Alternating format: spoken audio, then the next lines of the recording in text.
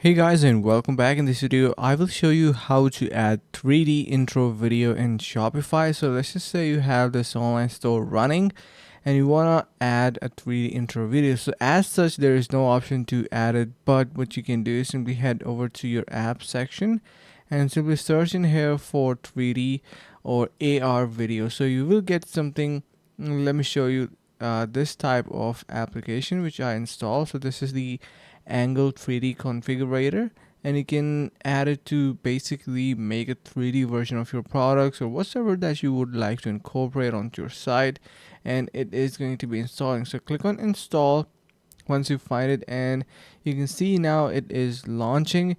Once it does launch, you can see you can add in here our own products. So basically we have these plans going on that we can use, and once we have that ready we can easily incorporate 3D style of products and intro type of video incorporated into our store. So this is how you can do, and I hope this is going to be helping you guys out.